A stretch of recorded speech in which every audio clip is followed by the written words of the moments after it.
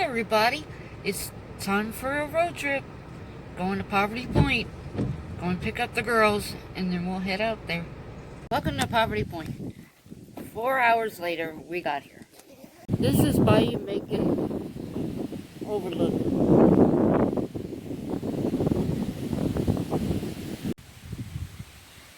to tell you the truth, I think a lot of the time they were hunting from this position because they're probably lying in wait, maybe had other people flush out the prey from the brush. When they were waiting like this. Too much.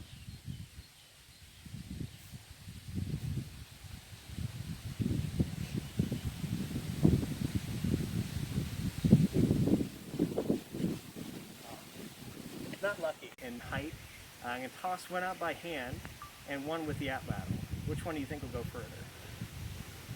The one with the at-lab? So this should go further, right? Let's see.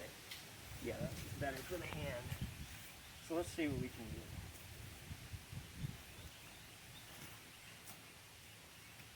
So we got one. So that was pretty good. And it still hit, which was good, but I bet you it didn't go very deep.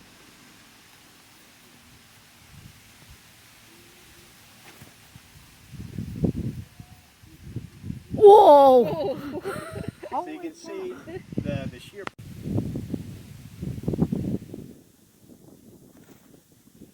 Wow. Adjustment. You always got to. This is one of the mounds up here. Beautiful. It's so peaceful and quiet out here.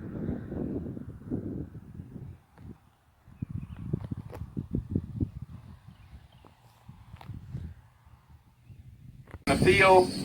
This is something that we have recently incorporated in our interpretation. About 14 years ago, we had some archaeologists here, and they were using a device called a gradiometer. Now, the best way to describe the gradiometer is it kind of works like an MRI, but it picks up things magnetically underground, and it picks up some huge post-toes, which are the organic stains that they find out here in the plaza. And these white barrels are indicating how large those post-toes were. The ones right here in front of me is 64 feet in diameter, and the ones across the highway is 202 feet in diameter. Now, we actually don't know what the structure itself was. We just know that it was something large. Some archaeologists seem to believe it may have been some type of building structure. About 13 summers ago, we had some archaeologists here from LSU, Mississippi State, and the University of Louisiana at Monroe. They came in and set up their excavation units here, where you see these white barrels are.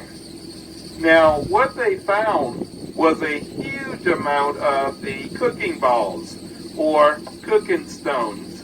And apparently what the Poverty Point people were doing, they were taking those cooking balls and they were chinking them around a post to actually hold that post into place. You know, this mound was constructed around 1500 BC.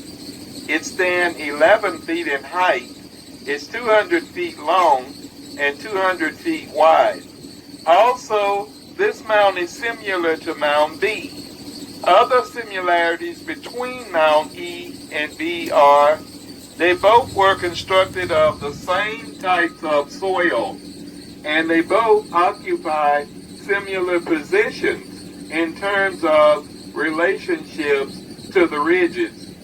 Mound B is located northwest of the ridges. Mound E here is located southwest of the ridges. The only difference between the two is Mound E is not. If you look at 50-pound baskets, taking a hike on top of the mound, you have two options. One, you can either hike back over, or two, you can drive your vehicle. But if you do drive, The only thing that we ask is that you park here at the little contact station, and there are some steps that'll lead you up to the tail part of the mound. Just don't go up this wingspan right here, because those steps are in need of repair. On the mound. But as you can tell now, a large part of the head is missing, and that's due to erosion and also historic digging.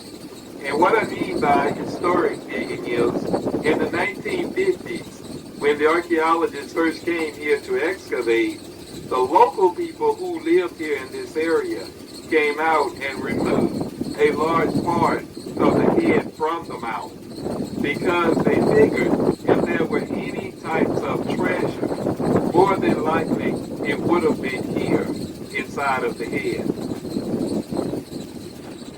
This is the first mound to be professionally excavated here on the site in 1955 by archaeologists James Ford and Clarence Webb. And what they did, they cut a trench down through the middle of this mound, and they discovered that this mound had been built in 7 stages.